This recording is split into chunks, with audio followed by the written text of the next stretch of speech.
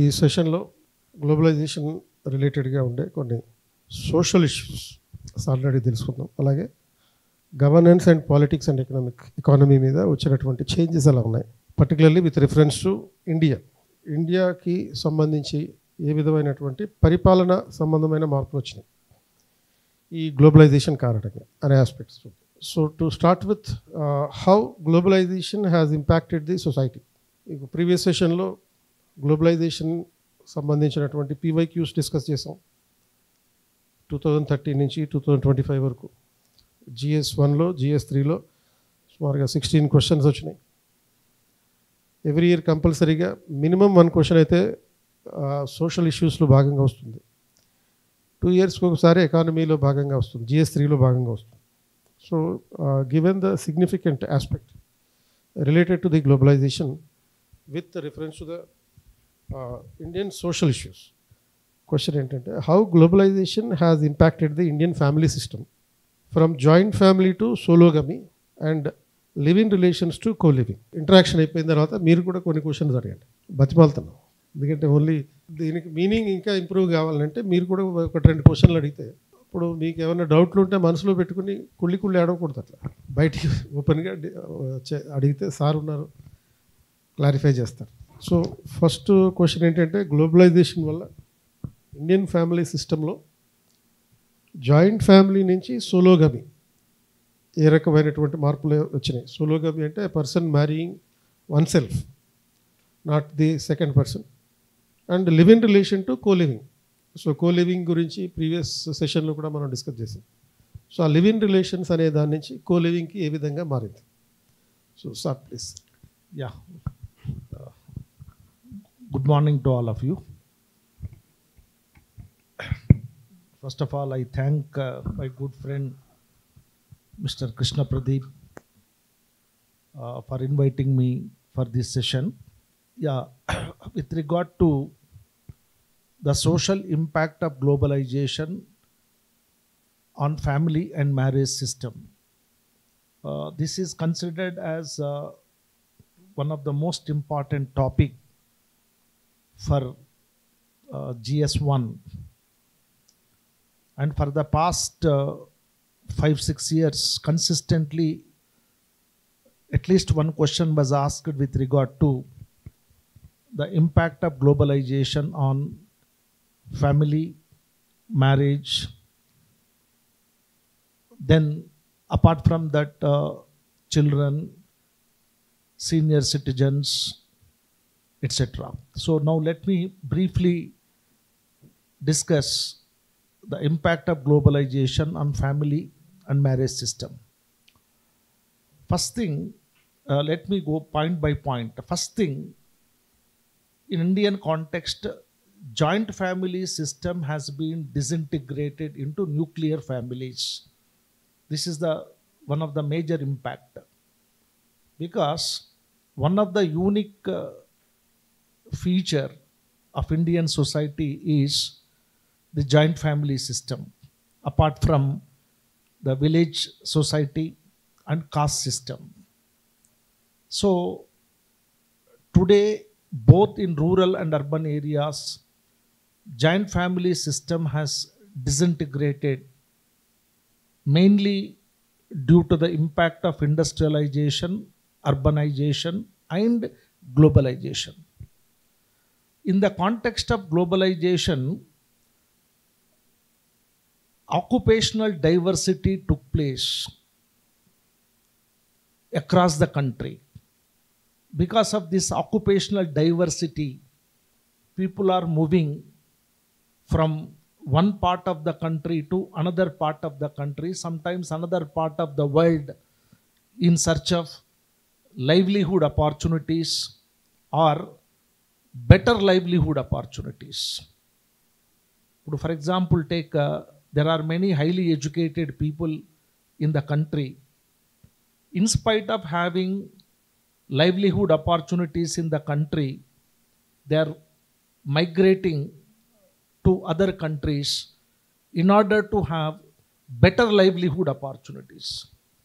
అంటే ప్రతి వ్యక్తి తమ జీవన నాణ్యతను పెంచుకోవడానికి ఇంకా మంచి ఉపాధి అవకాశాల కోసం వివిధ ప్రాంతాలకు వలస వెళ్ళడం జరుగుతుంది.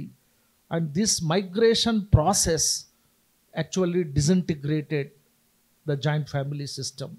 This is one important aspect. అంటే the family structure is undergoing change. And out of that what is happening, nuclear families and neo-local families are emerging. In fact, due to industrialization and urbanization, to begin with, nuclear families అనేటువంటివి emerge అయినాయి. Nuclear family means wife, husband and their unmarried children. But now in the context of globalization, we have moved from nuclear family to neo-local family. Neo-local family means even under nuclear family system, the married couple and their children may have relationship with their nearest relatives. దాన్నే మనము sociological కాంటెక్స్ట్లో family of orientation and family of procreation అంటారు. Family of orientation అంటే the family in which a person has born. But now what is happening, neo-local families means immediately after marriage, wife and husband are locating themselves in a new place.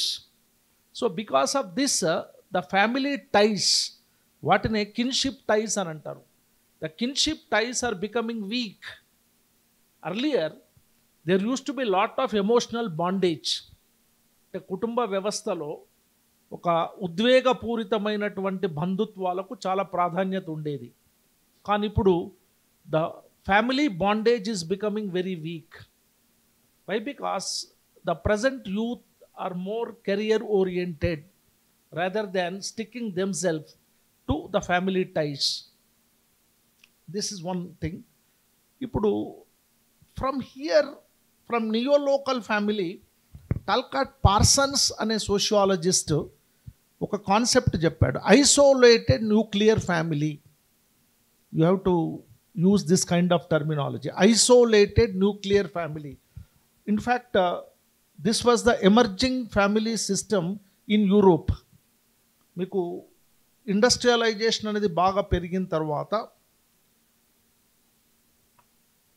people were forced to move to far away places. For example, take Indian society.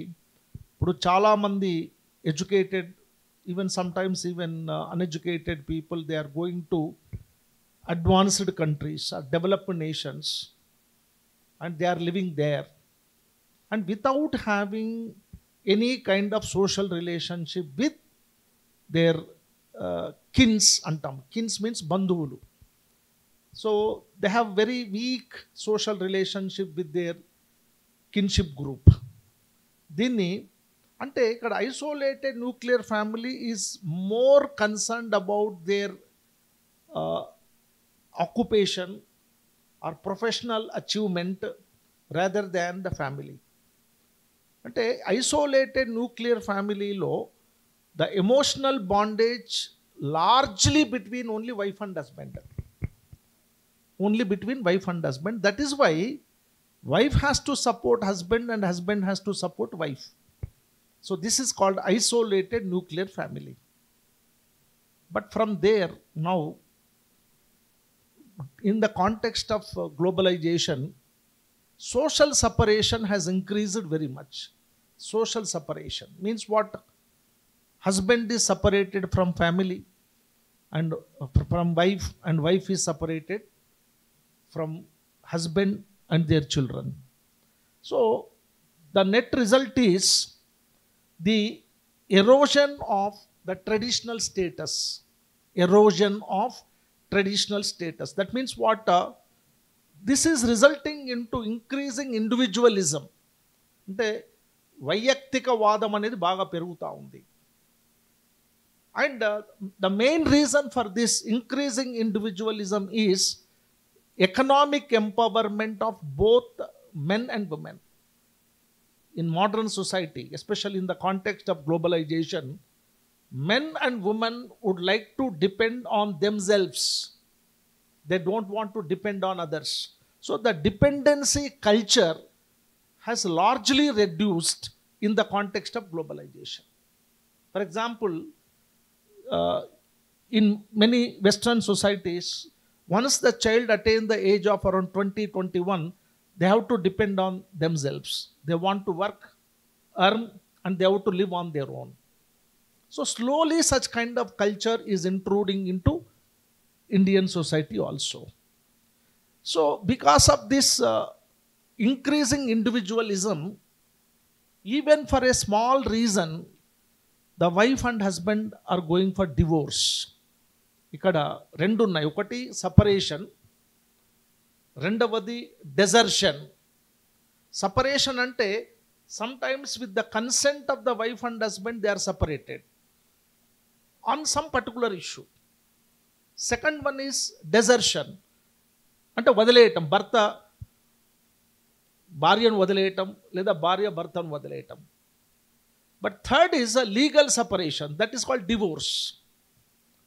So the divorce rate has increased very much in India.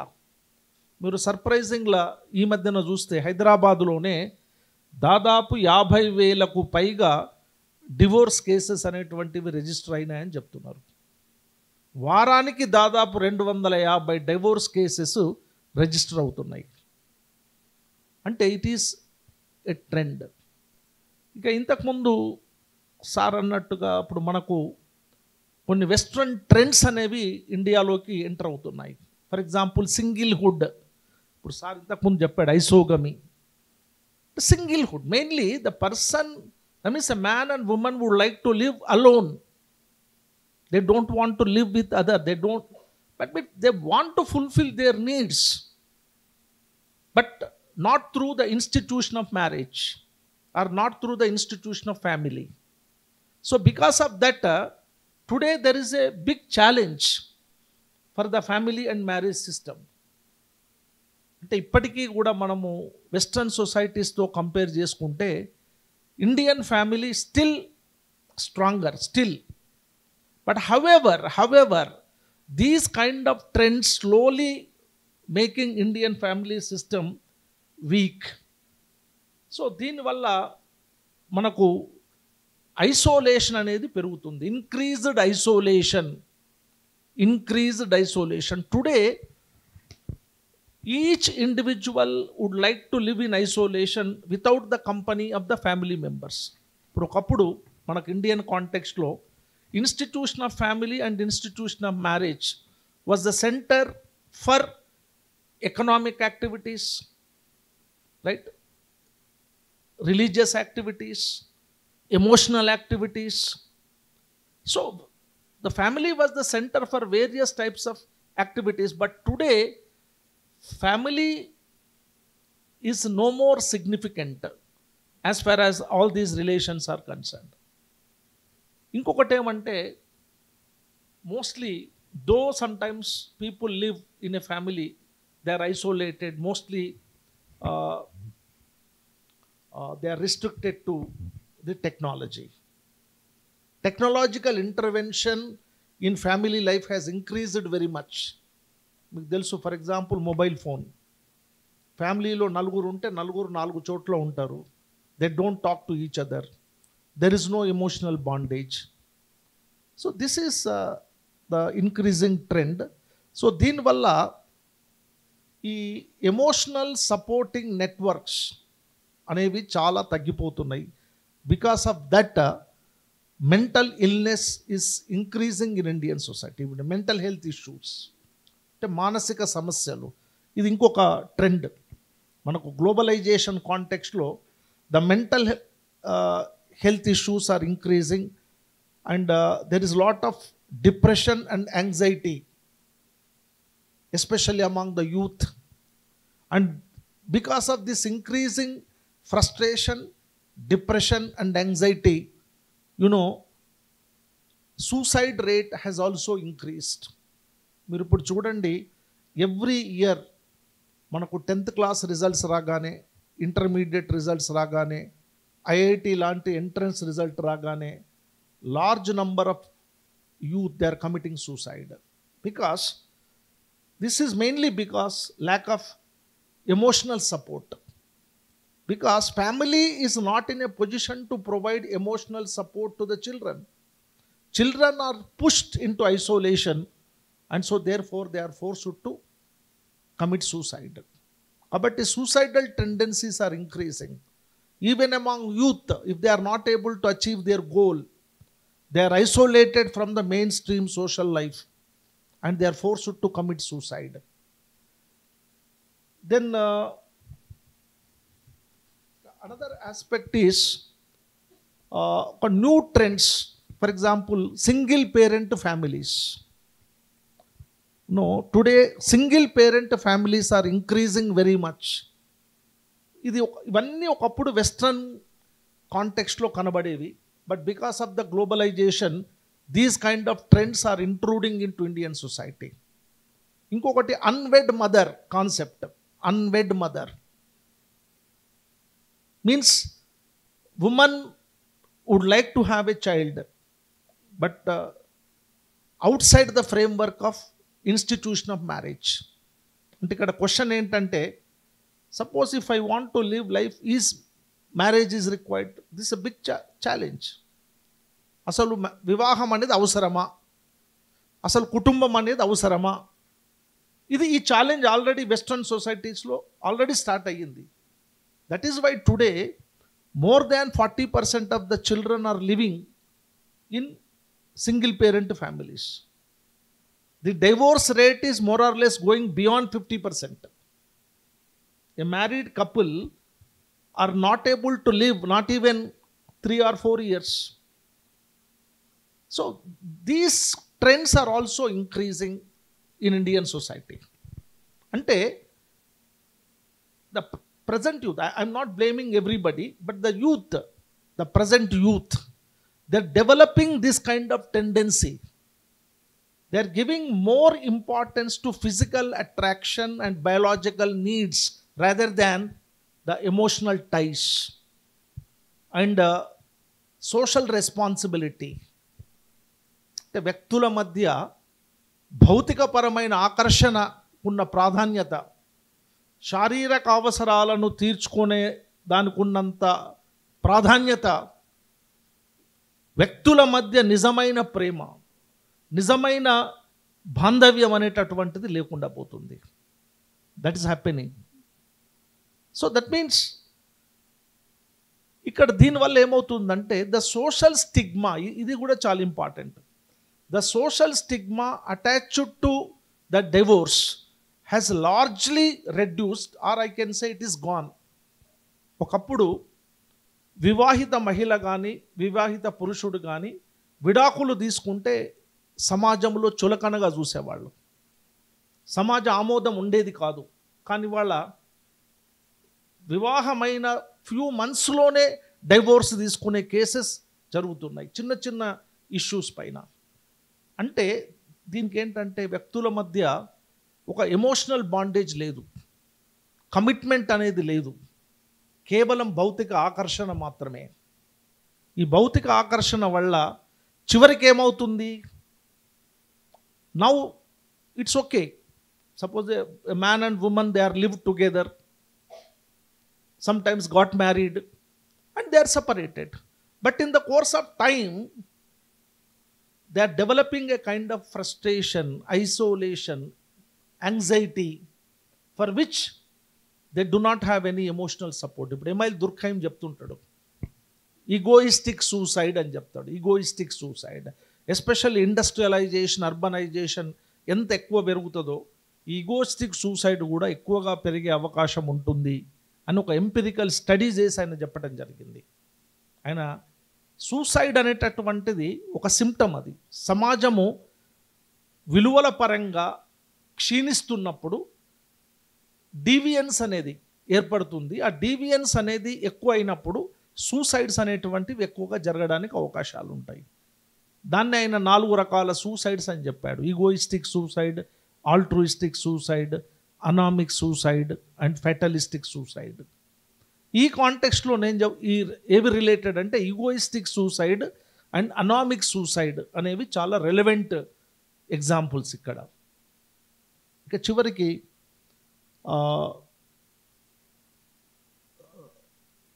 Delay of marriages.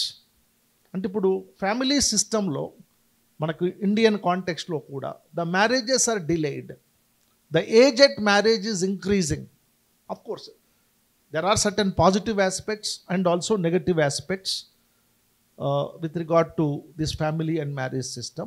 And another important point which I would like to add, today Indian family is becoming more and more democratic rather than autocratic.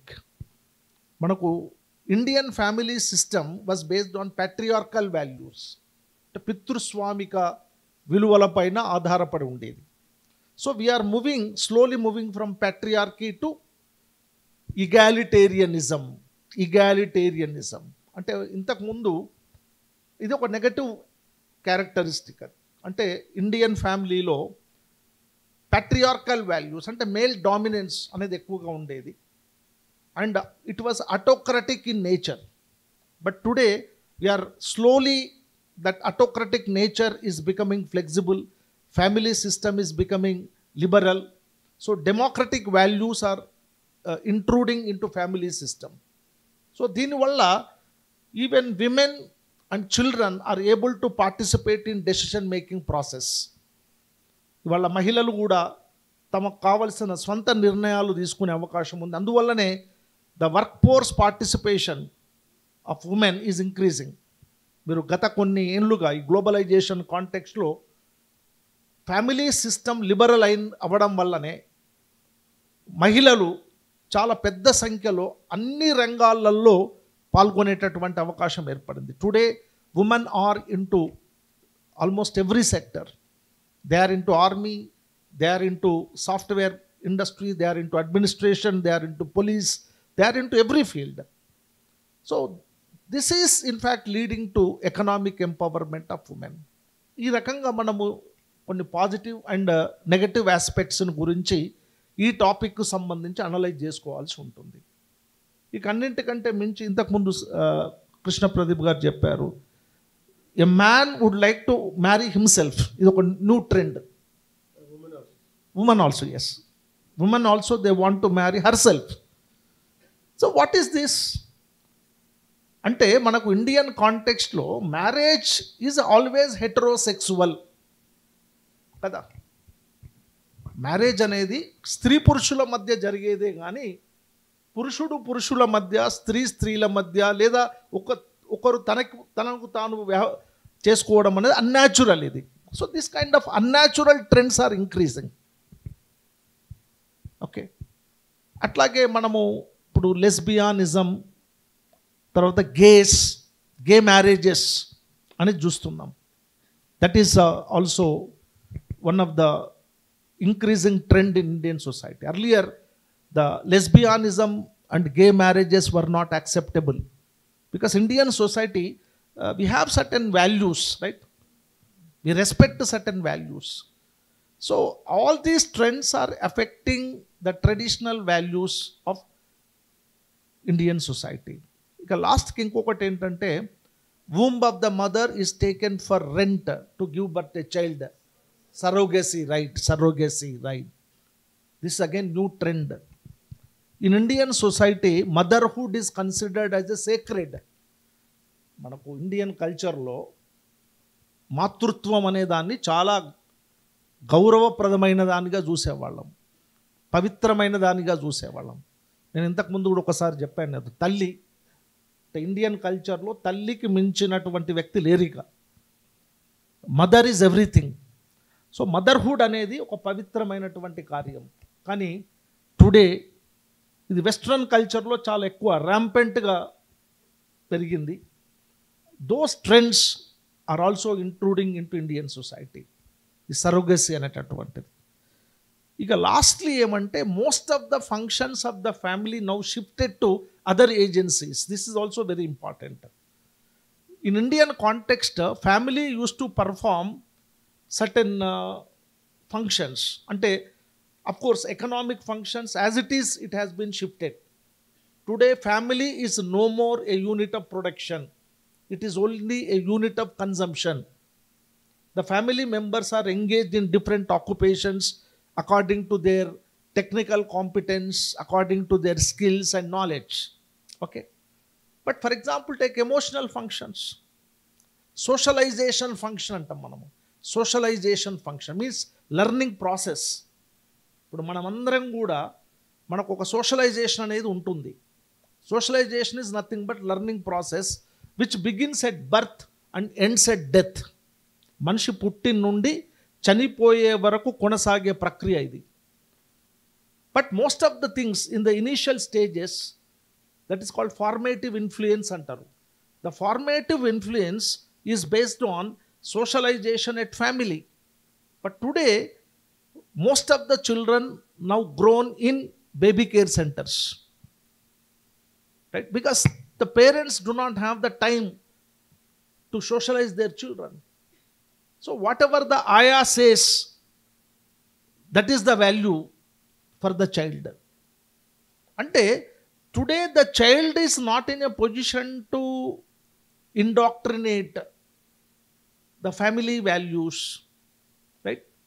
The societal values, moral values. That is lacking. The basic education is lacking in the present generation, now growing children. So this is also one of the negative impact. Kapte కొన్ని positive impact విషయంకి వచ్చినప్పుడు ఏంటంటే slowly gender inequality is reducing. Though violence against women has increased, but in the context of economic life, the gender stereotype, gender inequality is reducing mainly because of women's participation in economic activities. So, ilanti analysis అనేటువంటిది మీరు present చేస్తే your answer would be more effective. Okay, thank you. Divorce ఇచ్చేస్తే పర్వాలేదు sir, అదృష్టం అది. Dissertation అయినా కానీ పర్వాలేదు. ఇప్పుడు ఏం చేస్తున్నారంటే హనీమూన్ పేరుతో తీసుకెళ్ళి అక్కడ చంపేస్తున్నారు. కొంతమంది బ్లూ డ్రమ్ముల పేరుతోటి అక్కడ చంపేస్తున్నారు. సో మరి ఈ ట్రెండ్ మీద ఇంకా సోషలాజికల్ స్టడీస్ ఇంకా రాలేదు, ఇంకా రాలేదు. కాకపోతే ఒకటి ఏంటంటే మీరు ఈ కాంటెక్స్ట్లోనే ఒకటి 498A అనేది ఒకటి ఉంది, బహుశా మీరు చదివి ఉంటారు. మనకు in order to provide protection for women, Government of India has initiated an act called the Protection of Women from Domestic Violence Act 2005. ఈ యాక్ట్ ప్రకారం మన హనీమూన్కి తీసుకెళ్ళి చంపేసింది అమ్మాయి, అబ్బాయిని చంపేసింది. అవును, అదే అంటే ఇప్పుడు నేనేమంటున్నా అంటే మరి అలాంటి చట్టాలు పురుషులకు లేవు. అందుకొరకే ఈ చట్టం గురించి చెప్తున్నా నేను. ఇప్పుడు చట్టం గురించి ఎందుకు చెప్పాను సార్ అంటే మహిళలకు చట్టపరమైనటువంటి రక్షణ ఉంది. ఇప్పుడు ఇంతకుముందు చెప్పాను 498A. 498A ఏం చెప్తుందంటే పెళ్ళైనటువంటి అమ్మాయి భార్య నా భర్త నన్ను హెరాస్ చేస్తున్నాడు లేదా నా భర్త తల్లిదండ్రులు హెరాస్ చేస్తున్నారని ఒక సింపుల్ ఒక అప్లికేషన్ ఫామ్ పోలీస్ స్టేషన్లు ఇస్తే they have the right to issue non bailable warrant. First arrest చేసి లోపల పెడతారు, తర్వాత ఇన్వెస్టిగేషన్. మరి భార్య నన్ను హింసిస్తుంది అని చెప్తే ఏ చట్టం లేదు అక్కడ. కాబట్టి ఇప్పుడు అందువల్ల ఏమంటే ఇప్పుడు మీరు చెప్పినట్టు హనీమూన్కు తీసుకెళ్ళడమా లేకపోతే ఇంట్లోనే చంపేసినా కూడా చట్టం లేదు. మరి దీని మీద చర్చ జరుగుతుంది. ఇప్పుడు చాలా కేసెస్ ఫైల్ అయినాయి ఈ మధ్యన.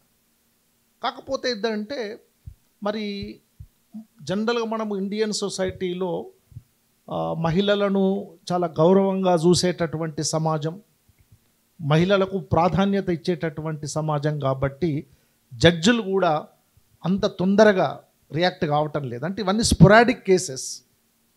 అంటే మరి ఈ నంబర్ కనుక బాగా పెరిగినప్పుడు maybe government may think about the act, చట్టం రావచ్చేమో.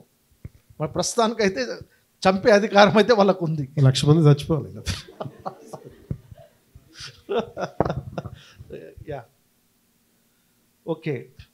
సరే, ఇప్పుడు మనము అంటే ఇక్కడ చాలా డైవర్సిఫైడ్ టాపిక్స్ ఉన్నాయి.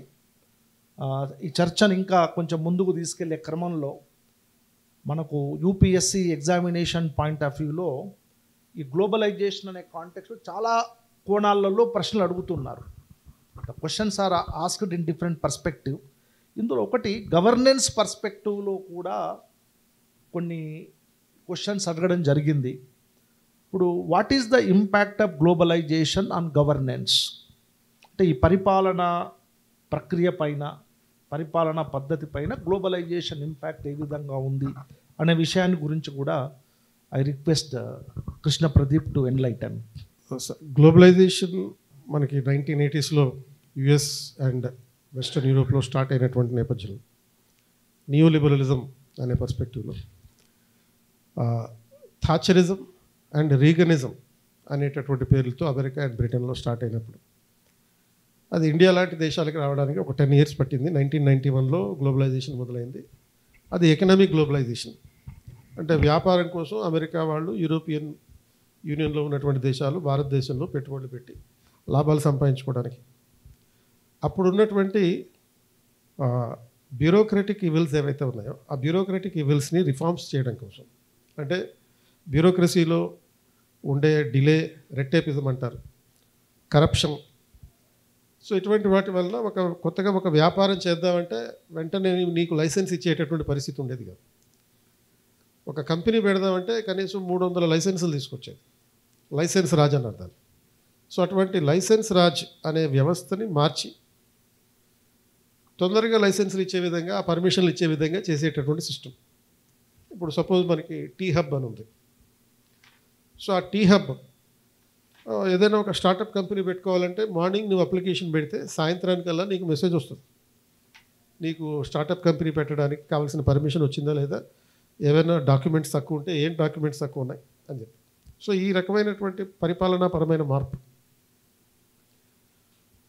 అంటే 1990s people use to be treated as the clients, dependents అనమాట, డిపెండెంట్ క్లయింట్స్. అండ్ తర్వాత గ్రాడ్యువల్గా ఇది ట్రాన్స్ఫర్మేషన్ వచ్చి the people being treated as the citizens, the customers. అంటే కస్టమర్ ట్రీట్మెంట్ అనేది ప్రభుత్వం పౌరుల్ని కస్టమర్లుగా ట్రీట్ చేయడం. అంటే you are paying the money, so it is your right to demand the service from the government. క్లయింట్గా ఉన్నప్పుడు ఏంటి, before 1991 the people use to be treated as the client. Client అంటే people are dependent on the government. ప్రభుత్వం ఇష్టాల మేరకు ఆధారపడి ప్రజలకి సేవలు అందేది. సో గవర్నమెంట్ పర్మిషన్ ఇస్తే నువ్వు బతకాలి, పర్మిషన్ ఇవ్వకపోతే నీకు బతికే ఛాన్సే లేదు. నువ్వు స్వేచ్ఛగా ఉండాలంటే గవర్నమెంట్ పర్మిషన్ ఉండాలి, నువ్వు మాట్లాడాలంటే గవర్నమెంట్ పర్మిషన్ ఉండాలి. అండ్ 1975లో అయితే బలవంతంగా ఫ్యామిలీ ప్లానింగ్ ఆపరేషన్లు కూడా చేయించారు. అంటే you don't have the freedom of your family also. నువ్వు ఫ్యామిలీ ఎలా ఉండాలనే ఫ్రీడమ్ కూడా లేదు.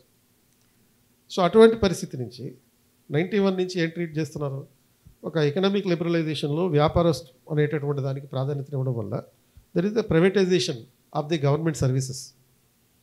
ప్రభుత్వ సేవలు ప్రైవేటీకరించబడ్డాయి. Disinvestment of the public enterprises, faster service providing, faster travel and quick communication, ఇటువంటి అన్ని మార్పులు తీసుకొచ్చి the people are being treated as the customer now. ఎందుకంటే వ్యాపారపరమైన సంబంధం. సో ఆ వ్యాపారపరమైన సంబంధంలో గవర్నమెంట్ని ఏమన్నారంటే న్యూ పబ్లిక్ మేనేజ్మెంట్ అన్నారు. పబ్లిక్ అడ్మినిస్ట్రేషన్ అనే పరిస్థితి నుంచి న్యూ పబ్లిక్ మేనేజ్మెంట్ అనే పరిస్థితికి మార్చింది. అంటే మేనేజ్మెంట్ అనేవాడిని మనం యూజువల్గా ప్రైవేట్ సెక్టర్కి అప్లై చేస్తాం. అండ్ మధ్యలో పబ్లిక్ అంటే గవర్నమెంట్. అంటే new government private related services to be provided to the people. అంటే ఒక ప్రైవేట్ సంస్థ ఏ విధంగా అయితే ప్రజలకు సేవలు అందిస్తుందో ఆ రకమైనటువంటి అప్రోచ్ని గవర్నమెంట్లో అడాప్ట్ చేసుకుని you are paying the service charge, దాన్ని యూజర్ ఛార్జీలు అంటారు. నీకు ఏం కావాలన్నా గవర్నమెంట్లో అంతకుముందు ఫ్రీగా ఉండేది. ఫ్రీగా ఉంటే దాని సర్వీసెస్ వరస్ట్గా ఉండేది. గవర్నమెంట్ మోనోపలి ఉండేది. పబ్లిక్ ట్రాన్స్పోర్టేషన్ కానీ, టెలికమ్యూనికేషన్ కానీ, ఆర్ లేకపోతే ఈ సివిల్ ఏవియేషన్ కానీ ఏదైనా సరే గవర్నమెంట్ మాత్రమే ఇచ్చేది. వర్స్ట్ సర్వీసెస్ ఉండేవి. సో అప్పుడు క్లయింట్గా ఉన్నాడు, డిపెండెంట్గా ఉన్నాడు. ఆ తర్వాత ఇండిపెండెంట్ అయ్యాడు, అప్పుడు కస్టమర్ అయ్యాడు ప్రజలు. గవర్నమెంట్ ప్రైవేట్ కంపెనీ లాగా వ్యవహరించడం జరిగేది. కాబట్టి దాన్ని న్యూ పబ్లిక్ మేనేజ్మెంట్ అన్నారు. అండ్ దాంతో ఆగిపోలేదు, న్యూ పబ్లిక్ మేనేజ్మెంట్ తోటి ఆగిపోలేదు, ఇంకా ఇంప్రూవ్ అయింది, కొత్త దారులు పట్టారు. అంటే ఈ కస్టమర్ ట్రీట్మెంట్ వల్ల ఏమైందంటే people don't have any kind of emotion towards the nation because they are just treated as the customers. You are paying and we are giving the service అన్నంతవరకే ఉంటుంది. కానీ ప్రభుత్వం పట్ల ప్రజలకి విధేయత కూడా ఉండాలి, లాయల్టీ ఉండాలి. సో ఆ లాయల్టీ ఉండాలంటే ఆ లాయల్టీని ఏమంటాం, ప్రభుత్వం పట్లగా ప్రజలకు ఉండే లాయల్టీని ఏమంటాం, దేశభక్తి అని అంటాం. ఇది ఒక ఎమోషనల్ ఆస్పెక్ట్. మరి ఆ ఎమోషనల్ డిటాచ్మెంట్ అయిపోయింది ఇక్కడ పౌరులలో, ఆ ఎమోషనల్ డిటాచ్మెంట్ అయిపోయింది. So therefore there was a transformation from customer to citizen again.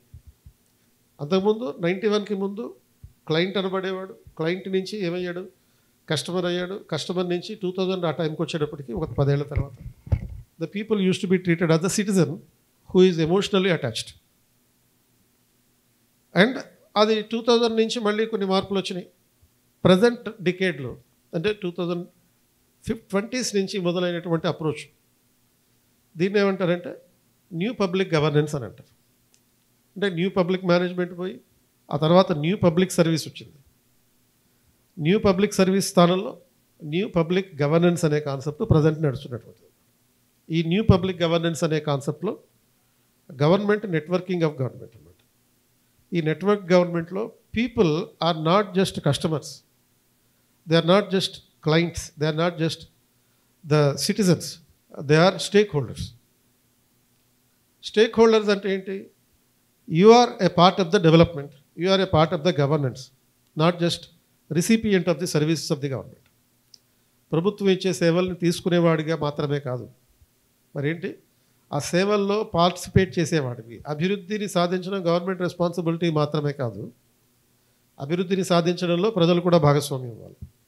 సబ్కా సాత్ సబ్కా వికాస్ అనేటటువంటి కాన్సెప్ట్ అందులో భాగంగా. అంటే ఈ డెవలప్మెంట్ అనేటటువంటిది కేవలం గవర్నమెంట్ ద్వారా మాత్రమే సాధ్యం కాదు, అందులో అందరూ భాగం కావాలి, రాష్ట్రాలు భాగం కావాలి. దేశం డెవలప్మెంట్ అవ్వడం అంటే ఓన్లీ ఢిల్లీ డెవలప్మెంట్ అవ్వడం కాదు, స్టేట్స్ పార్టిసిపేట్ చేయాలి, ప్రజలు పార్టిసిపేట్ చేయాలి, పీపుల్స్ గ్రూప్స్ పార్టిసిపేట్ చేయాలి.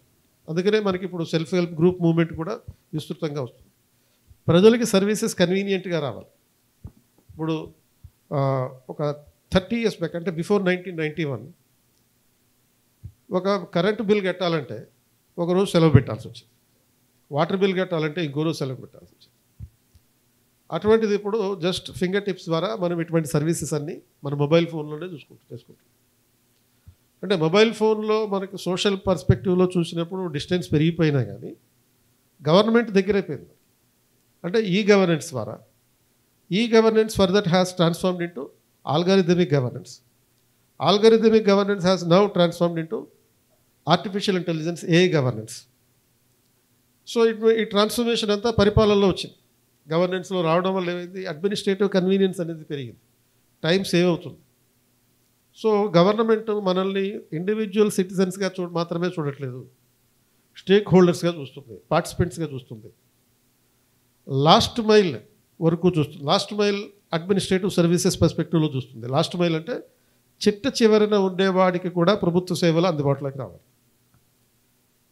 అలాగే లాస్ట్ మైలే కాకుండా the government is also focusing on the people at the bottom most level. So ఇంతకుముందు పరిపాలన అనేది టాప్ డౌన్ అడ్మినిస్ట్రేషన్ ఉండేది, ఇప్పుడు బాటమ్ అప్ అడ్మినిస్ట్రేషన్గా మారి. అంటే టాప్ డౌన్ అడ్మినిస్ట్రేషన్ అంటే పాలసీస్ అన్ని సెంట్రల్ గవర్నమెంట్లోనో స్టేట్ లెవెల్లోనో రూపొందించబడతాయి, వాటిని ప్రజల మీద ఇంప్లిమెంట్ చేస్తారు. అండ్ ఇప్పుడు గ్రాస్ రూట్ లెవెల్లో పాలసీ ఓరియంటేషన్ అనేది తీసుకొస్తున్నారు. దానికోసం 1992లో చేసినటువంటి 73, 74th అమెండ్మెంట్ కూడా యూజ్ అవుతుంది, ఇంక్లూడింగ్ ద మెట్రోపాలిటన్ ఏరియాస్లో ఉండేటటువంటి planning committees, metropolitan planning committee, జిల్లాల్లో ఉండేటటువంటి డిస్ట్రిక్ట్ ప్లానింగ్ కమిటీస్, అలాంటి వాటితో సహా ఏమవుతుందంటే people's participation in the planning and policy making.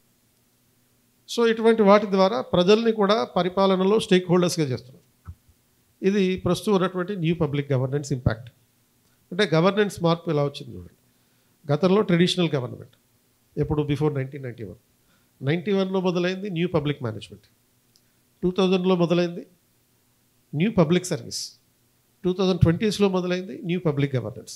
దీనివల్ల మన లైఫ్ కన్వీనియంట్ అయింది, ప్రభుత్వ సేవలు మనకి దగ్గరగా వచ్చినాయి.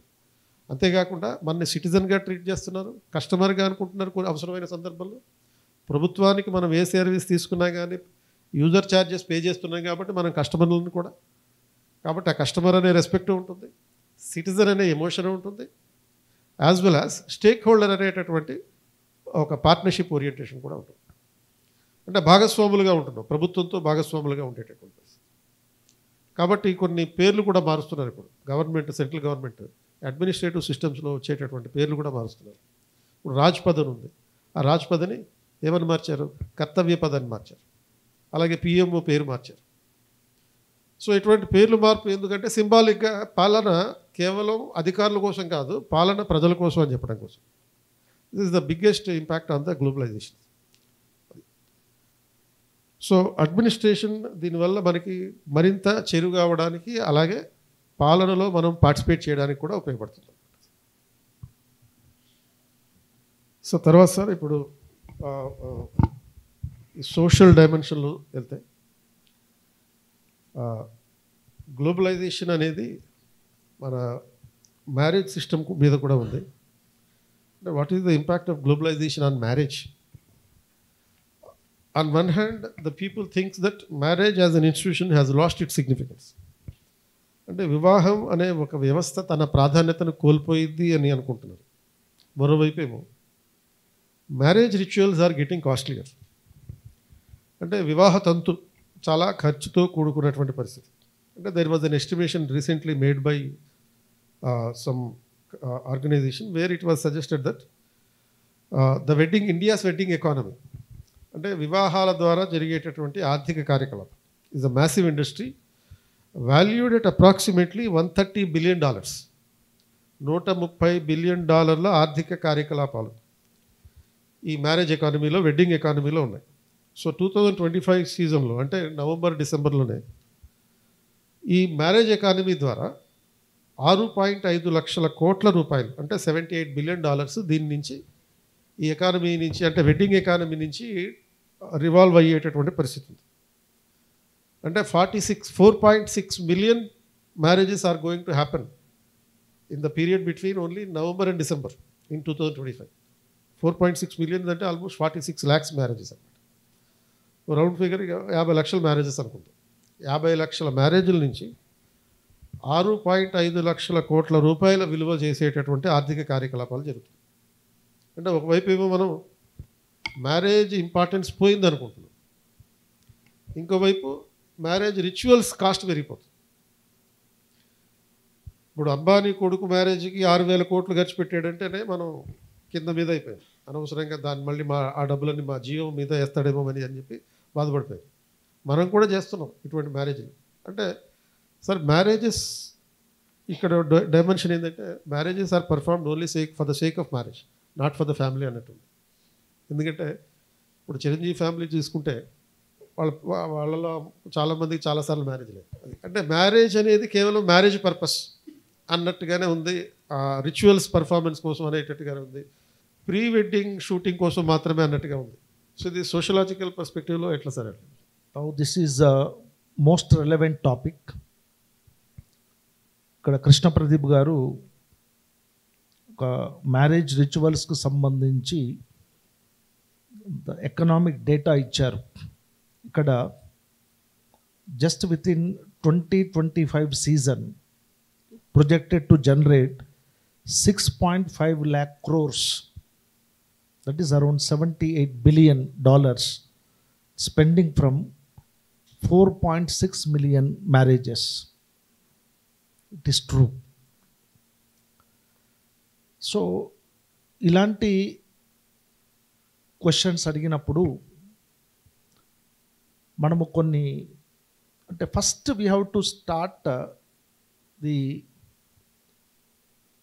what kind of challenges that are emerging for the institution of marriage అనే దాని నుంచి ఫస్ట్ మొదలు పెట్టాల్సి ఉంటుంది. In any given society, whether it is Indian or western, భారతీయ సమాజమైన పాశ్చాత్య సమాజమైన ఏ సమాజంలో అయినా కూడా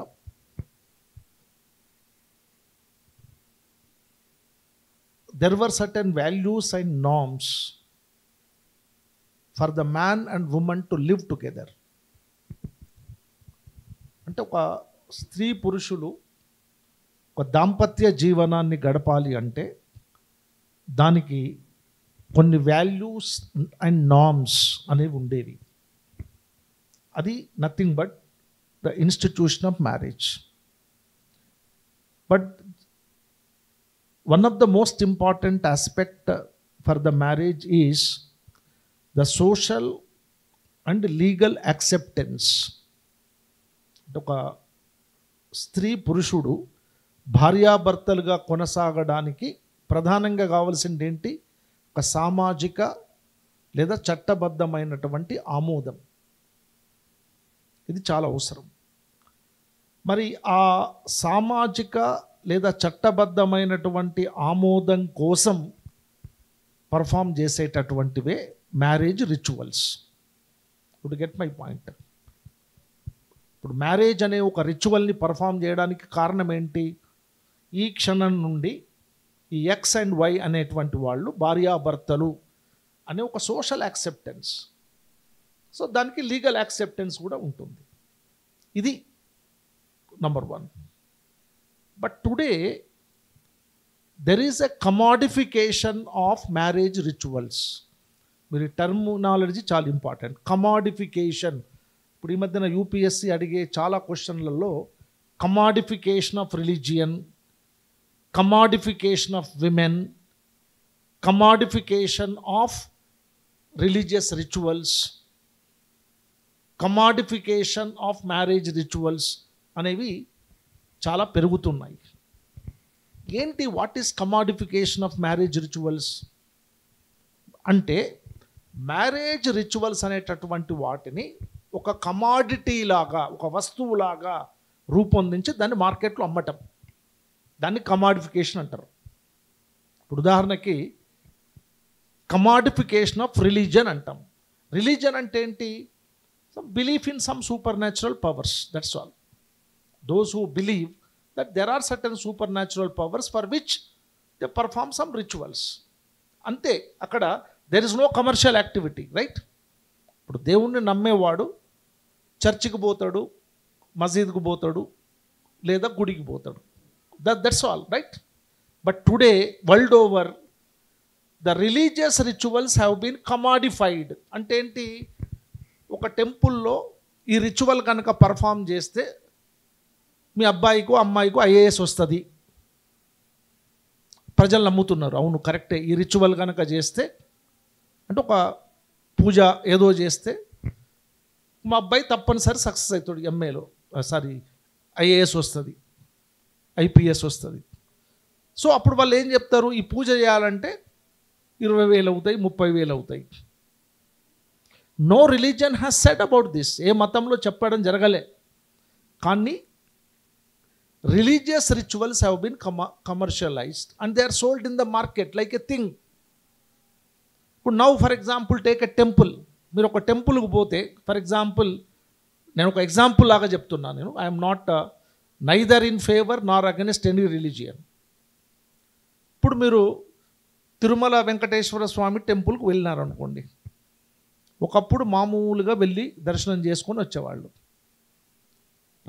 రాను ఏమైంది? ఇవాళ 10,000 రూపాయలకు ఒక టికెట్ అమ్ముతున్నారు. అంటే ఒక 5 నిమిషాలు దర్శనం చేసుకోవటానికి ఆ భగవంతుని యొక్క ప్రతిమను, ఆ విగ్రహాన్ని 10,000 రూపాయలు పెట్టి టికెట్లు అమ్ముతున్నారు. అంటే రోజు కోట్ల వ్యాపారం అవుతుంది. This is called commodification of what? Religious rituals. That means making the people to believe in certain religious rituals in order to attain their desires. So for which it has been commercialized. బహుశా మీకు అర్థమైంది అనుకుంటా. అంటే వ్యక్తులలో మతానికి సంబంధించినటువంటి విశ్వాసాలను commercialise చేసి దాన్ని వ్యాపారం చేయటం. అంటే ఒక వస్తువు, మన వ్యాపారం అంటే ఏంటి? ఒక వస్తువును ప్రొడ్యూస్ చేసి ఆ వస్తువుని మార్కెట్లో అమ్మటం వల్ల మనం లాభాలు ఆర్జిస్తాం. ఇక్కడ ఏం లేదు, వ్యక్తుల బిలీఫ్నే ఒక కమాడిటీ లాగా చేసి దాన్ని మార్కెటింగ్ చేయటం. For example take spiritualism. Indian కాంటెక్స్ట్లో స్పిరిచువలిజం అనేది పెరిగిపోయింది. They are many spiritual babas emerged and they are making business. And on and average the wealth of each Baba is around more than 500 crores. This is called commodification of religion.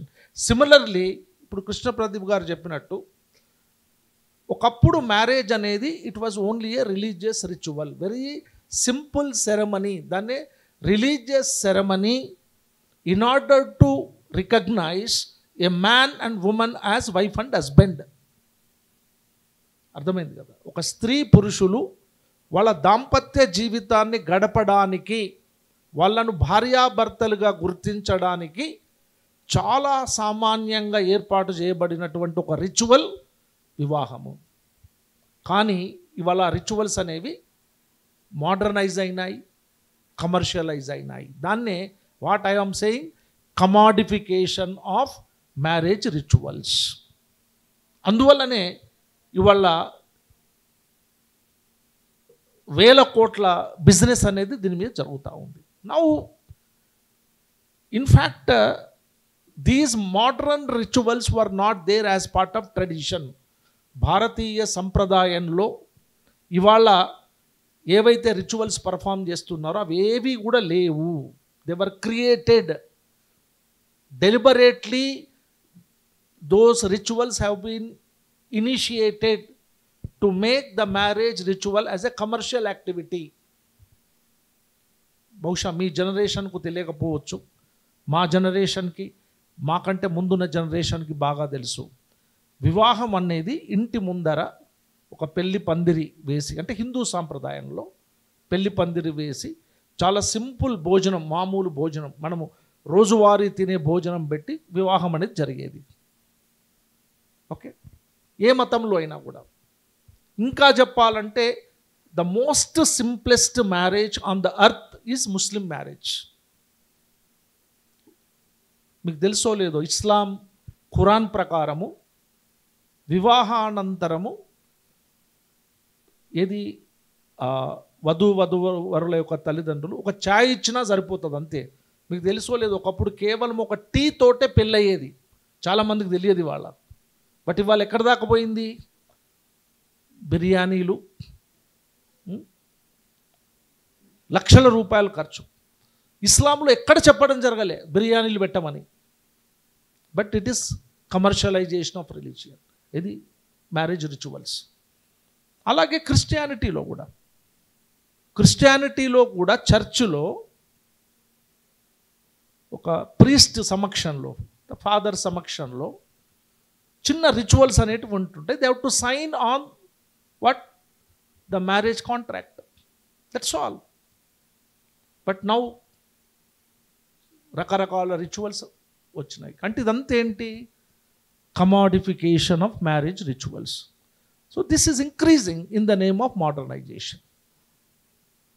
So here there is no emotional bondage. ఇక్కడ emotional bondage ఏం లేదు. Only it is like a show off. For example, today, especially among Hindus and of course in other religious groups, రకరకాల rituals చేస్తూ ఉన్నారు. ఉదాహరణకి ఏంటి, మెహందీ అని, ఏంటి ఏమంటారు, హల్దీ అని, సంగీత్ అని, ఈ రిచువల్స్ అన్నీ లేవు. ఇవి చాలా చాలా సాంప్రదాయకంగా సైంటిఫిక్గా కొన్ని ఉన్నటువంటి రిచువల్స్. వాటిని కమర్షియలైజ్ చేయటం జరిగింది. This is one aspect which I want to make it. అంటే మీరు ఈ కృష్ణ ప్రదీప్ గారు చెప్పిన ఇష్యూకి ఆన్సర్ ఏంటంటే కమాడిఫికేషన్ ఆఫ్ మ్యారేజ్ రిచువల్స్.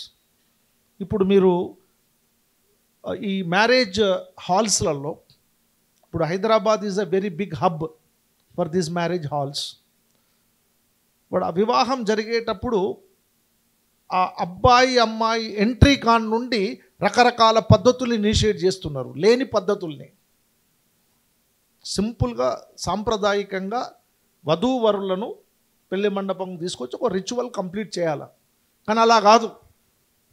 అంటే గేట్ నుంచి స్టేజ్ మీదకి రావడానికి 1 గంట 2 గంటలు, వివాహం అయిన తర్వాత కొన్ని గంటలు. So this is unnecessary expenditure.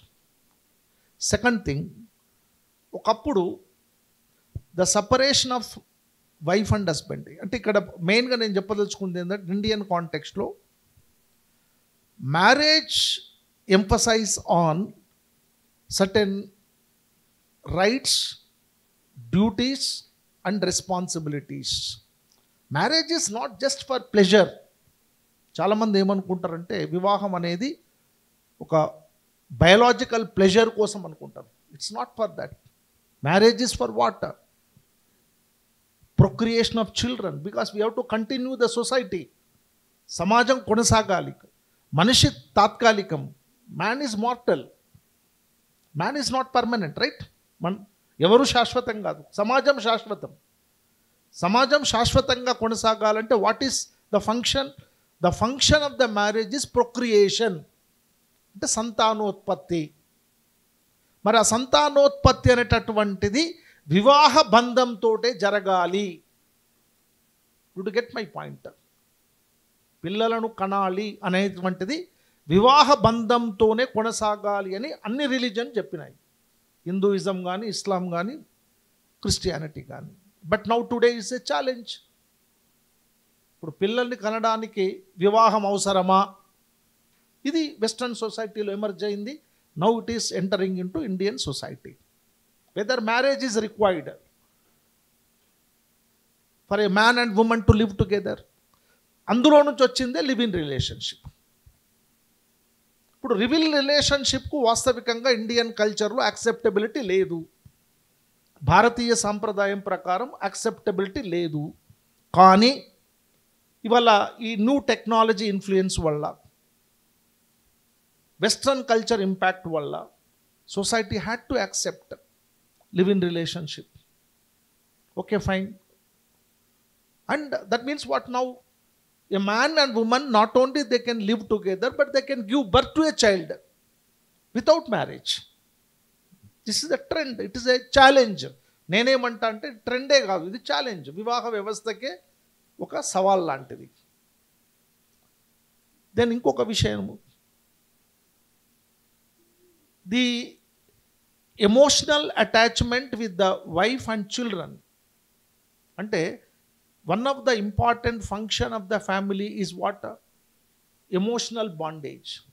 In fact, మీకు వరల్డ్ ఓవర్గా ఫ్యామిలీ అండ్ మ్యారేజ్ యొక్క ఫంక్షన్ ఏంటంటే biological function, that is called reproductive function, socialization function and emotional function. అంటే emotional bondage, emotional protection can be provided only by the family. There is no other alternate agency. కుటుంబానికి alternate agency ఇంకోటి లేదు. But most of those functions now that have been transferred to other agencies. ఇప్పుడు నేను ఇంతకుముందు చెప్పాను, the child is growing in a baby care centres. Earlier old age people use to have lot of emotional protection, economic protection in the family. Today the old age people are forced to live in old age homes. ఇండియాలో కూడా old age homes అనేటటువంటివి పెరుగుతున్నాయి. In a traditional system, economic protection used to be provided by their children. But today the old age people, around 40% of the old age people are forced to depend upon pension given by the government. Of course, state support is required. But means what? So the dependency pattern is shifting from family to state. Old age homes, pensions, this is the change in the marriage system. Secondly, in an Indian culture, right, the acceptability of the parents, generally it is considered as very important. Generally, marriages used to be performed with the consent of the parents. But today, the modern youth, they have got lot of choice, lot of freedom to choose their life partner. Of course, okay, it is good. But they have to live for longer period.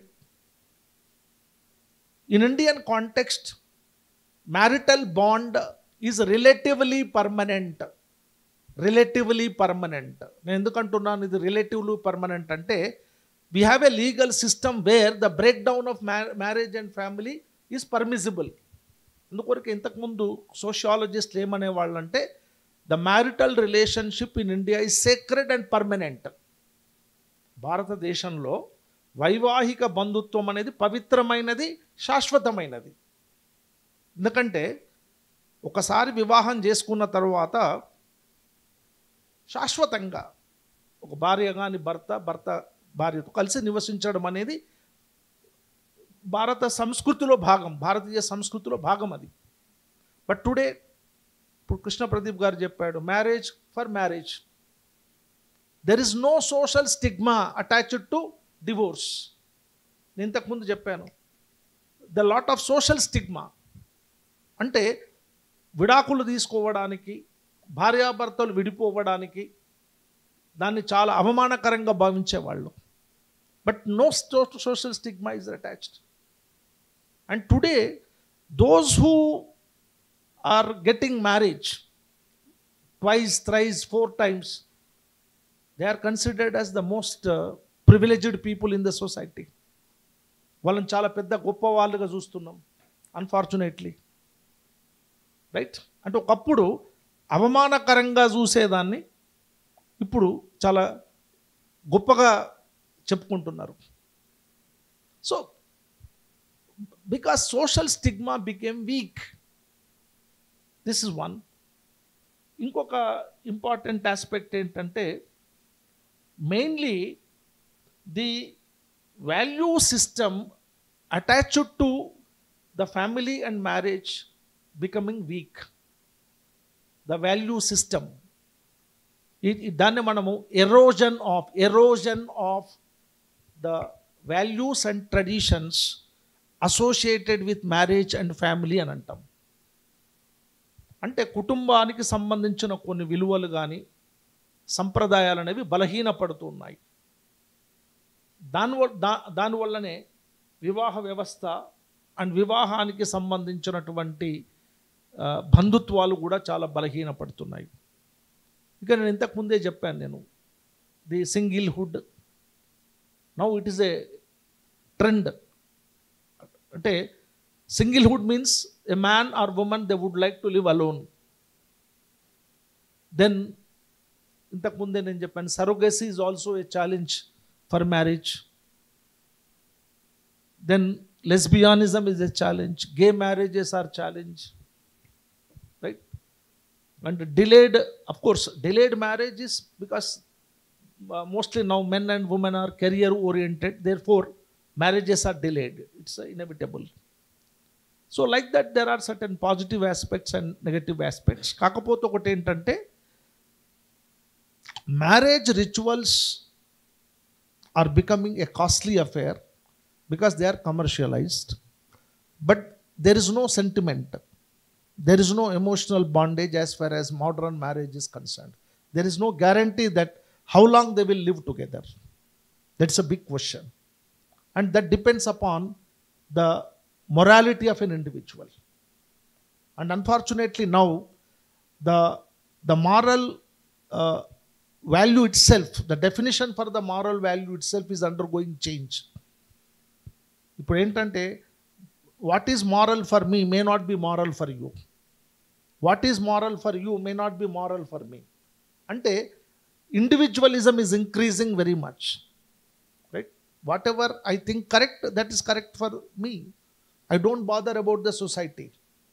So this kind of trend is resulting into the weakening of the marriage system. So this is about marriage. Okay, I think we will take up another question. The world is still talking about the globalization. However, the wave of deglobalization has already begun almost 2 decades ago. What exactly meant by deglobalization and what contributed to this?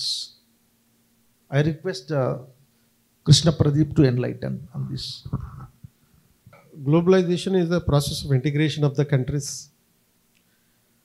making the globe as a village global village, global family, ఇటువంటి dimensions అన్నీ ఉండేది globalisation. Countries around the world depend on each other for the purpose of trade. ఇది globalisation. అది 1980s బ్రిటన్లో Margaret Thatcher, అమెరికాలో ఈ Ronald Reagan neo liberalism అనే పేరు మీద స్టార్ట్ చేశారు. బట్ ఈ గ్లోబలైజేషన్లో పర్టికులర్గా ఫైనాన్షియల్ బిజినెస్ ఏదైతే ఉందో, ఫైనాన్షియల్ సర్వీసెస్ ఏవైతే ఉన్నాయో, ఆ ఫైనాన్షియల్ సర్వీసెస్ విపరీతంగా పెరిగాయి. గవర్నమెంట్ కంట్రోల్ నుంచి విడిపోయి స్వతంత్రంగా ఫైనాన్షియల్ సర్వీసెస్ అంటే బ్యాంకింగ్ సిస్టమ్, స్టాక్ మార్కెట్లు, ఇవి విస్తృతంగా విస్తరించడం జరిగింది. అయితే బ్యాంకులు ప్రజలకి అప్పులు ఇచ్చేసాయి. ఎందుకంటే మల్టీనేషనల్ కార్పొరేషన్స్ ప్రపంచవ్యాప్తంగా పెరిగిపోయి ఉద్యోగాలు వచ్చినాయి. క్యాంపస్ ఇంటర్వ్యూస్ ద్వారా ఉద్యోగాలు వచ్చేసినాయి యూత్కి కూడా. అండ్ సడన్గా ప్రజల చేతుల్లో డబ్బులు విపరీతంగా పెరిగిపోయినాయి కొత్త ఉద్యోగాలు రావడంతో, క్యాంపస్ ప్లేస్మెంట్స్తో సహా. దాంతో ఒక 25 ఏళ్ల పిల్లలకి నెలకు ₹1,00,000 జీతం ఇలాంటివి వచ్చినప్పుడు ఏం చేయాలి? ఏదో ఒకటి కొనుక్కోవాలి. మీ దగ్గర ఇంత డబ్బులు ఉన్నాయి కాబట్టి మేము మీకు అప్పులు ఇస్తామని చెప్పి బ్యాంకులు వచ్చినాయి. మరి అప్పులు దేనికోసం? లగ్జరీ కార్ల కోసం అండ్ తర్వాత పెద్ద పెద్ద ఇళ్ళు కొనుక్కోవడానికి. సో ఇళ్ళు కొనుక్కోవడానికి, కార్లు కొనుక్కోవడానికి ₹1,00,00,000, ₹2,00,00,000, ₹3,00,00,000 ఎంతంటే అంత అప్పులు ఇచ్చారు. ఎందుకంటే వీళ్ళకి రెగ్యులర్గా జీతం వస్తుంది కదా. ఇచ్చిన తర్వాత ఏమైందంటే సడన్గా బ్యాంక్ ఆఫ్ అమెరికాలో కొన్ని లాసెస్ రావడంతో మొత్తం ప్రపంచవ్యాప్తంగా ఉన్నటువంటి ఈ గ్లోబలైజేషన్ వల్ల వచ్చినటువంటి ప్రయోజనాలు కొలాప్స్ అయిపోయినాయి. ప్రపంచవ్యాప్తంగా చాలామందికి ఉద్యోగాలు పోయినాయి, కంపెనీలు మూతపడిపోయాయి. అక్కడ మొదలైంది ఈ సిచ్యువేషన్ అంతా, డీగ్లోబలైజేషన్ అనేటటువంటి పరిస్థితి అంతా. 2008 నుంచి 2013 మధ్యకాలంలో ప్రపంచంలో లాంగెస్ట్ ఫైనాన్షియల్ క్రైసిస్ అనేటటువంటి పరిస్థితి ఏర్పడింది. ఎందుకంటే బ్యాంకులకు వచ్చిన లాసెస్ వల్ల, అలాగే ఈ కంపెనీలకు వచ్చిన లాసెస్ కారణంగా ఏమైంది? ఉద్యోగాలు పోయినాయి. ఉద్యోగాలు పోవడంతో ఈఎంఐలు ఉన్నాయి కదా, అప్పులు తీసుకున్నారు ఇల్లు కట్టుకోవడానికి, ఫ్లాట్లు కొనుక్కోవడానికి, కార్లు, లగ్జరీ కార్లు కొనుక్కోవడానికి. అప్పులు తీసుకున్న తర్వాత మరి పే చేసే కెపాసిటీ లేదు, ఉద్యోగాలు లేవు కాబట్టి.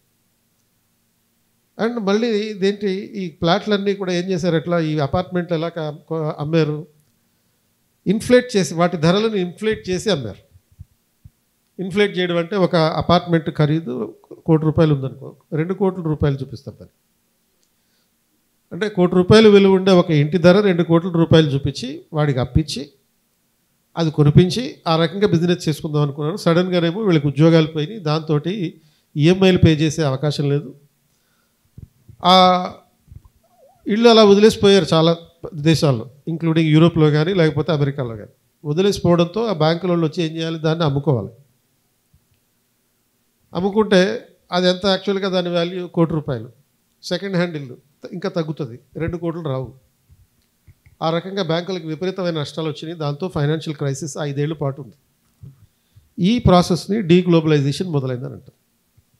ఈ డీగ్లోబలైజేషన్ అనేది మళ్ళీ పొలిటికల్గా కూడా, అంటే ఎకనామిక్గా అనుకున్నాం, పొలిటికల్గా 2011లో ఈ అరబిక్ కంట్రీస్లోనూ ఆఫ్రికన్ కంట్రీస్లోనూ జరిగినటువంటి జాస్మిన్ రెవల్యూషన్ కారణంగా కూడా పీక్ లెవెల్కి వెళ్ళింది. ఆ జాస్మిన్ రెవల్యూషన్ వల్ల జరిగినటువంటి కండిషన్స్, క్రైటీరియా కావచ్చు, దానివల్ల చాలా దేశాలు కుప్పకూలిపోయినాయి.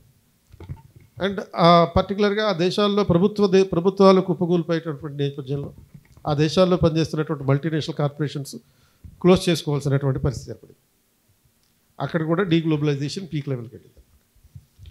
ఆ తర్వాత మళ్ళీ 2016లో Trump make America great again అని చెప్పి నినాదంతో, అంటే ఇది కొత్తదేం కాదు, 2016 అధికారంలోకి వచ్చినప్పుడే ఉన్నటువంటి నినాదం, మేక్ అమెరికా గ్రేట్ అగైన్ అనే నినాదంతో అధికారంలోకి వచ్చాడు. అంటే అక్కడ లోకల్ పీపుల్కే ఇంపార్టెంట్, వేరే దేశాలకి ప్రాధాన్యత లేదు అనేటటువంటి పర్స్పెక్టివ్. స్థానికులకే ఉద్యోగాలు ఉండాలి, విదేశీయులకు ఉద్యోగాలు ఇవ్వకూడదు, అమెరికా ఫస్ట్ అనే నినాదంతో వచ్చినటువంటి పరిస్థితి. సో ఆ మేక్ అమెరికా గ్రేట్ అగైన్ అనే 2016 నినాదంతో అధికారంలోకి రావడం కూడా డీగ్లోబలైజేషన్ ఇండికేట్ చేస్తుంది. అదేవిధంగా యూరోప్లో 2016లో మొదలైనటువంటి ఈ బ్రెగ్జిట్ ప్రాసెస్ 2020 నాటికి ఎండ్ అయిపోయింది. అంటే బ్రెగ్జిట్ ద్వారా బ్రిటన్ యూరోపియన్ యూనియన్ నుంచి బయటకు వచ్చేయడం. Is also again another example of the deglobalization. అంటే ప్రపంచంలో ఉన్న దేశాలు ఒకదాని మీద ఒకటి ఆధారపడడం కాకుండా నేషనలిజం అనేటానికి ఎక్కువ ఇంపార్టెన్స్ ఇవ్వడం, డీగ్లోబలైజేషన్ అంటే. ఇది ఇంకా నెక్స్ట్ లెవెల్కి ఎప్పుడు జరిగింది అంటే 2020లో వచ్చినటువంటి ఈ లాక్డౌన్ కారణంగా, గ్లోబల్ లాక్డౌన్ కారణంగా ఈ డీగ్లోబలైజేషన్ గురించి ప్రపంచం ఆలోచించడం మొదలుపెట్టింది. ఒక వస్తువుని సప్లై చైన్ మీద ఆధారపడితే ఎంత నష్టం జరుగుతుంది అనేటటువంటి విషయం మొదటిసారిగా ప్రపంచం గుర్తించింది. పర్టికులర్గా ఎలక్ట్రానిక్స్ విషయంలో చిప్స్ తయారు చేసే కంపెనీలు తైవాన్లో ఉంటాయి ఎక్కువగా. సో అటువంటి కాంటెక్స్ట్లో ప్రతి వస్తువుకి ఈరోజు మనకి చిప్స్ కావాలి, ఈ మైక్రో ప్రాసెసింగ్ చిప్స్ అనేవి కావాలి. మరి గ్లోబలైజేషన్ నేపథ్యంలో ఇవి ఒక దేశంలో చిప్స్ తయారవుతున్నాయి, ఒక ఫోన్ తయారు చేయాలంటే ఇంకో దేశంలోనేమో సౌత్ కొరియా లాంటి దేశాల్లోనేమో ఈ ప్రాసెసర్లు తయారవుతాయి, జపాన్ లాంటి దేశాల్లో కెమెరాలు తయారవుతాయి, అండ్ దానికి కావాల్సినటువంటి ఇతర మెటాలిక్ ఇన్స్ట్రుమెంట్స్ అన్ని వేరే దేశాల్లో తయారవుతాయి. ఇవన్నీ తీసుకొచ్చి అసెంబుల్ చేసేది చైనాలో చేస్తున్నారు. ఇది మొత్తం సప్లై చైన్ ప్రాసెస్. ఈ సప్లై చైన్ అంతా కూడా లాక్డౌన్ కారణంగా డిస్టర్బ్ అయ్యింది. కార్లతో సహా ప్రతి వస్తువులోనూ మనం ఈ చిప్స్ అమర్చాలి కాబట్టి ఆ టోటల్గా ప్రొడక్షన్ అనేది కొలాప్స్ అయిపోయినటువంటి పరిస్థితి. కాబట్టి ఆ deglobalization has reached its further peak in 2020 during the lockdown period. ఆ తర్వాత మళ్ళీ ట్రంప్ అధికారం కోల్పోయాడు. అగైన్ ప్రపంచం అంతా నార్మల్గా అయిపోతుంది అనుకున్నటువంటి పరిస్థితుల్లో రష్యా యుక్రెయిన్ యుద్ధం మొదలైంది. అదొక డీగ్లోబలైజేషన్ సింబల్. ఆ ఇమీడియట్గా నెక్స్ట్ ఇయర్లోనే మళ్ళీ ఇది లాస్ట్ 2024లోనే మళ్ళీ ఇజ్రాయెల్ పాలస్తీనా యుద్ధం మొదలైంది. అదొక సింబల్. అంటే ఇలా దేశాల మధ్య యుద్ధాలు లేకుండా పరస్పరం సహకరించుకుంటూ ఉంటేనేమో గ్లోబలైజేషన్, ఒక దేశం ఇంకో దేశం యుద్ధం చేసుకుంటే అది డీగ్లోబలైజేషన్. అండ్ యుద్ధం అనేది కేవలం బ్యాటిల్ ఫీల్డ్లో మాత్రమే కాదు, వ్యాపారం ద్వారా కూడా చేయొచ్చు అని చెప్పి మళ్ళీ 2024లో జరిగిన ఎలక్షన్స్ ద్వారా 2025లో అధికారంలోకి వచ్చినటువంటి ట్రంప్ మళ్ళీ నిరూపిస్తున్నాడు. వ్యాపారం ద్వారా చేసేటటువంటి యుద్ధం టారిఫ్ వార్ అన్నారు దాన్ని. టారిఫ్లు ఇంపోజ్ చేయడం ద్వారా నీ ఎక్స్పోర్ట్స్ని డిస్కరేజ్ చేయడం. సో అటువంటి పరిస్థితుల్లో ఇప్పుడు suppose India use to have a balance of payment in favour with America. $132 billion అమెరికాతో అమెరికాకి వ్యాపారం ఉండేది. $130 బిలియన్ వ్యాపారం అమెరికా ఇండియాకి మధ్య. అందులో $80 బిలియన్ ఇండియా నుంచి అమెరికాకి వెళ్ళే ఎక్స్పోర్ట్స్ మీదే ఉండేది. అంటే America was having deficit in the balance of payments. India is having a favourable balance of payments. So దాన్ని రివర్స్ చేయాలనుకుంటున్నాడు ట్రంప్. కాబట్టి మన దేశానికి చాలా వస్తువులు ఎగుమతి చేయాలనుకున్నాడు, డైరీ ప్రొడక్ట్స్, అగ్రికల్చర్ ప్రొడక్ట్స్ కానీ. దానికి మళ్ళీ మన వాళ్ళు అబ్జెక్షన్ పెట్టారు. ఎందుకంటే భారతదేశంలో ఉన్న రైతులకు కానీ లేకపోతే భారతదేశంలో ఉన్నటువంటి ఈ గోవులు పెంచుకునే వాళ్ళకి కానీ అది నష్టం అని చెప్పి డైరీ ప్రోడక్ట్స్ తెచ్చుకుంటే. కాబట్టి దానికి ఒప్పుకోలే. నువ్వు ఒప్పుకోకపోతే నీ మీద 500% ఇది టారిఫ్లు విధిస్తాను నేను. సో ఇదొక ఈ టారిఫ్ వార్ అనేది కూడా ఒక డీగ్లోబలైజేషన్ సింబల్. అయితే ఇండియా ఏంటి మరి, గ్లోబలైజేషన్లో ఉందా డీగ్లోబలైజేషన్లో ఉందా? Trump make America great again అన్నాడు, ఇండియా కూడా మేక్ ఇండియా గ్రేట్ అగైన్. అందుకనే ఆత్మనిర్భర్ భారత్ అనే పద్ధతిలో 2.0 అనేది ఇంట్రడ్యూస్ చేశారు. అంటే make in India, make for the world అనేటటువంటి అప్రోచ్లో. దీంట్లో 2 రకాల అంశాలు అన్నమాట. ఒకవైపు గ్లోబలైజేషన్ ఉంది, ప్రపంచ దేశాలు భారతదేశంలో వచ్చి మేక్ ఇన్ ఇండియా వస్తువులు తయారు చేయండి అని చెప్తున్నారు. And it should be make for the world, ఇక్కడ తయారైన వస్తువుల్ని ప్రపంచ దేశాలన్నిటికీ అమ్మరు. అలాగే మరొక అంశం, మోస్ట్ రీసెంట్గా ఉన్నటువంటి అంశం, రష్యా అధ్యక్షుడు వచ్చాడు, వాళ్ళతో చేసుకున్నటువంటి ఒప్పందం ప్రకారం make in India, make for the world మాత్రమే కాకుండా మేక్ విత్ ఇండియా, భారతదేశంతో కలిసి వస్తువులు తయారు చేయాలి. అంటే ఆ టెక్నాలజీ ట్రాన్స్ఫర్ కూడా జరుగుతుంది. Make in India, make with India అనేటటువంటి కొత్త పర్స్పెక్టివ్లో కూడా భారతదేశాన్ని తీసుకెళ్తున్నారు. అంటే ఇక్కడ మనకి 2 రకాల అంశాలు ఉన్నాయి. గ్లోబలైజేషన్ అనేటటువంటి అంశాన్ని రెస్పెక్ట్ చేస్తున్నాం ఒకవైపు, ఇంకోవైపు ఏమో డీగ్లోబలైజేషన్ అనే దానికి కూడా సిద్ధంగానే ఉన్నాం. అంటే ఈ ఆత్మనిర్భర్ భారత్ ద్వారా డీగ్లోబలైజేషన్కి రెడీనే. At the same time we're finding alternatives in the globalization, not just American market, not just European market, but also African market. Focus is on the African market now. Finding the new markets, కొత్త మార్కెట్లని కనుగొనడం అనేటటువంటిది. ఎందుకంటే world వైడ్గా Africa అనేటటువంటిది కొత్త మార్కెట్గా ఆవిర్భవిస్తుంది. కాబట్టి ఆ మార్కెట్ని కూడా ఫోకస్ చేయాలి. ఏషియన్ కంట్రీస్ ఫోకస్ చేయాలి, లాటిన్ అమెరికన్ కంట్రీస్ మీద కూడా ఫోకస్ చేయాలి. Globalization we're already on the process and we're also ready for the deglobalization. Nothing to worry because population is an opportunity that India had. అంటే గతంలో జనాభాని ఒక శాపం అనుకునేవారు, ఇప్పుడు జనాభా అనేది ఒక వరం. జనాభా శాపం కాదు, ఒక వరం. కాబట్టి make in India, make for the people of India, then you can also make for the rest of the world. భారతదేశంలో వస్తువులు తయారు చేయండి, కొనుక్కోవడానికి మన వాళ్ళే రెడీగా ఉన్నారు. మిడిల్ క్లాసెస్ ఉన్నారు, 400 బిలియన్ల మంది మిడిల్ క్లాసెస్ ఉన్నారు. కొనుగోలు శక్తి ఉంది. కొనుగోలు శక్తి ఎలా ఉంది? బ్యాంకులు అప్పులు ఇస్తున్నాయి, అప్పులు తీసుకుని ఈఎంఐల ద్వారా కొనుక్కుంటాం. అమ్మాలే కానీ ర్యాకెట్ని కూడా కొనుక్కుంటాం, శాటిలైట్లు కూడా కొనుక్కుంటాం. మనకి ఇంటికో శాటిలైట్ కూడా కొనుక్కోగలుగుతాం, కానీ అమ్మట్లేదు, మనం కొనుక్కోవట్లేదు, అంతేదాన్ని. కాబట్టి కన్జ్యూమరిజం బాగా పెరిగినటువంటి పరిస్థితి. సార్ ఇందాక దాన్ని కమాడిఫికేషన్ అన్నారు, ఆ కన్జ్యూమరిజం అనేటటువంటి పరిస్థితి. సో ఇండియాలోనే కన్జ్యూమర్స్ ఇంతమంది ఉన్నారు కాబట్టి మనం చేసుకున్న వస్తువులు మనం కొనుక్కుంటే చాలు. We're ready for the deglobalization, but we're open for the globalization. So ఈ గతంలో లాగా మొహమాటం లేదు. అమెరికా బెదిరించిందని, లేకపోతే చైనా మన మీద కోపడుతుందని చెప్పి మనం వాళ్ళకి లొంగే పరిస్థితులు లేవు. ఇప్పుడంతా కూడా నేషనలిజం. ఈ నేషనలిజం రెస్పెక్ట్ చేసుకుంటూనే గ్లోబలైజేషన్కి గౌరవిస్తూనే డీగ్లోబలైజేషన్కి కూడా రెడీగా ఉంటాం. So anybody is having any question? ఎవరికైనా ఏమైనా క్వశ్చన్స్ ఉన్నాయా? Sir, good afternoon, sir. Sir, adopting the globalization in India and deglobalization policy also, what will be the impact for it? Will it be a fuel or a speed breaker to the World War III? And will the war occurs, rises in the world, what will be the impact for the standard living in the Indian society as it is highly populated? You're asking whether if there is a possibility of third world war in case of a deglobalization. Yes, sir. So third world war అంటే రెండు రకాలుగా చెప్పాలి. ఒకటి వచ్చే అవకాశం ఉందని చెప్పాలి. ఎందుకంటే America is emerging as a rock country like other rock countries because of the leadership it is having.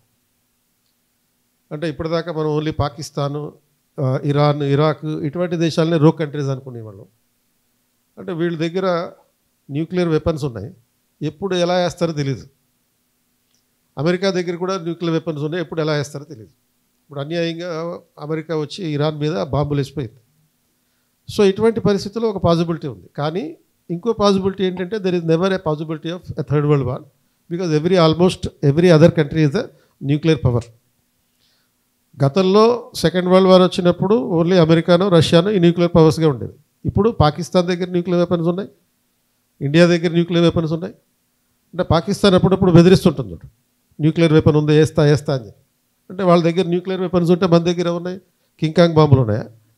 మన దగ్గర ఉన్నాయి కూడా nuclear weapons. So north Korea దగ్గర ఉంది న్యూక్లియర్ వెపన్స్. కాబట్టి ఇది ఒక డీసెంట్రలైజేషన్ అయిపోయింది. చైనా దగ్గర ఎక్కువ ఉన్నాయి అందరికన్నా, రష్యా దగ్గర ఎనివే ఉన్నాయి, యుక్రెయిన్ దగ్గర కొన్ని ఉంటాయి. కాబట్టి న్యూక్లియర్ వార్ కనుక వస్తే మొత్తం ప్రపంచం అంతా పోతుంది. కాబట్టి అది ఒక కోల్డ్ వార్ లాంటి పరిస్థితి తప్ప రియల్గా అయితే న్యూక్లియర్ వార్ వచ్చే అవకాశం అయితే లేదు. సో దీనివల్ల ఒకవేళ థర్డ్ వరల్డ్ వార్ వస్తే ఇండియన్ సొసైటీ మీద ఇంపాక్ట్ ఏంటి సార్? అంటే first of all as Krishna Pradeep said, India అనేటటువంటిది our prime minister made it very clear, we're not for war. ఇప్పుడు ఈవెన్ మొన్న పహల్గామ్ ఇష్యూ అయినప్పుడు కూడా our prime minister said very clearly we're not against any country. అందుకొరకే మన Indian armed forces అనేవి global terrorist camps మీద attack చేసినాయి కానీ పాకిస్తాన్ మీద అటాక్ చేయలేదు. పాకిస్తాన్ పౌరులకు ఎవరికి నష్టం జరగలేదు. ఇది ఒక స్టాండ్. అంటే మనం వీఆర్ ఫారెన్ పాలసీ విషయంలో India is very clear, they don't want to support war. రెండవది, today India is emerging as a leader of the global south. ఇప్పుడు almost for all developing nations, India is providing the leadership. And even all this, the global south looking towards India.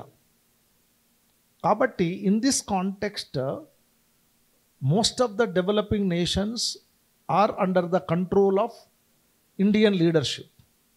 So when the Indian leadership itself is against the global war or third world war, I think there is no possibility. Right? ఒకవేళ war అనుకుందాం, let us assume the third world war కనుక వస్తే, yes, India have the capacity to face the world war. But war situation అనేది ఎట్లుంటుందంటే that depends upon the strategy of each country. War is a strategy. So as far as the kind of technology we have, చాలా వరకు nuclear weapons మన మీద పడకుండా ఆపగలిగే technological power మన దగ్గర ఉంది. Because already we have developed such kind of missile technology, అదంతా ఉంది. కానీ ఒకవేళ న్యూక్లియర్ వెపన్స్ కనుక ఇండియా పైన కనుక ఉపయోగిస్తే, there will be lot of disastrous conditions. ఎందుకంటే India is a highly populated country. అందువల్లనే ఆల్ గ్లోబల్ టెర్రరిస్ట్ ఆర్గనైజేషన్స్, ఇప్పుడు నేను ఇంతకుముందు కూడా యాక్చువల్గా I wanted to discuss that now in the name of religion the global terrorism is increasing.